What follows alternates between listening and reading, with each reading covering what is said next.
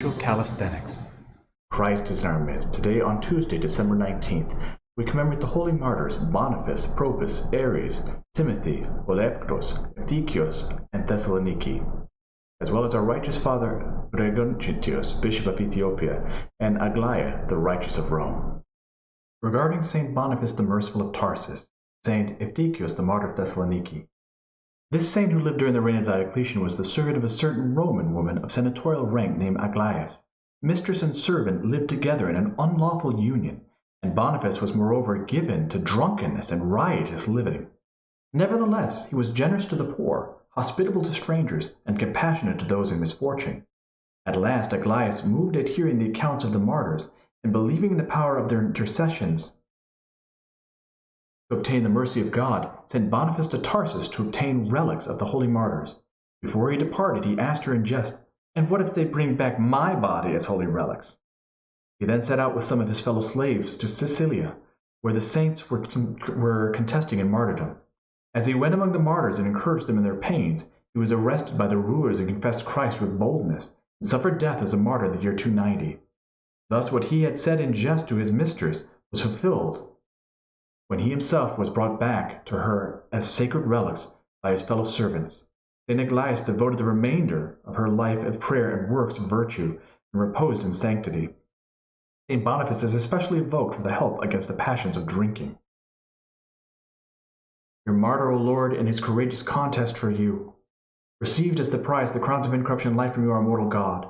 For since he possessed your strength, he cast down the tyrants, fully destroyed the demon's strengthless presumption.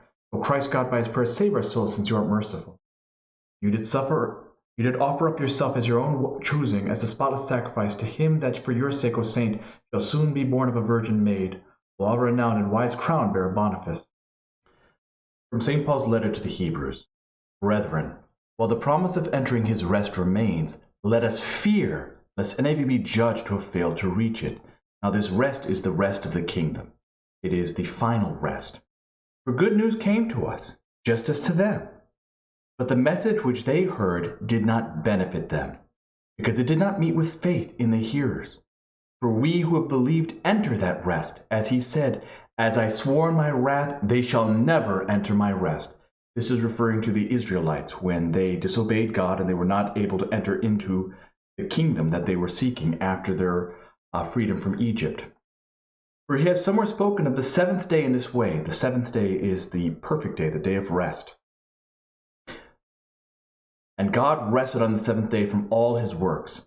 Since therefore it remains for some to enter it, and those who formerly received the good news failed to enter because of disobedience, again he sets a certain day, today, saying through David so long afterwards in the words already quoted, "Today, when you hear his voice, do not harden your hearts." This today, this call to action, is something that we see even within the liturgy today. Today it is happening. It is not something in the past. It is not something in the future. It is today. For if Joshua had given them rest, God would not speak later of another day. So then there remains a Sabbath, rest for the people of God. For whoever enters God's rest also ceases from his labors as God did from his. Let us therefore strive to enter that rest, that no one fall by the same sort of disobedience.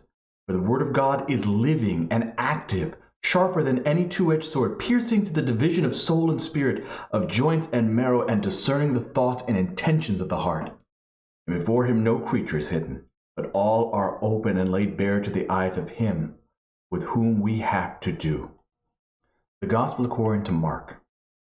At that time the Pharisees came up to Jesus, and in order to test him asked, "Is it lawful for a man to divorce his wife?" He answered them, "What did Moses command you?" They said, "Moses allowed a man to write a certificate of divorce and to put her away." But Jesus said to them, "For your hardness of heart he wrote you this commandment. But for the beginning of creation God made them male and female. For this reason a man shall leave his father and mother and be joined to his wife, and the two shall become one flesh. They are no longer two, but one flesh. What therefore God has joined together, let no man put asunder." In the house the disciples asked him again about this matter. And he said to them, "Whoever divorces his wife and marries into another commits adultery against her. And if she divorces her husband and marries another, she commits adultery."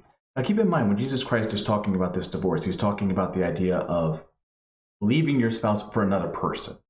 That you were saying, oh, I'm dissatisfied, so I'm going to go find someone else, as opposed to trying to work through problems. Now, this is not talking about abuse. This is not talking about abandonment. This is not talking about death. This is the idea of trying to pick one and say, oh, well, I can do better over here.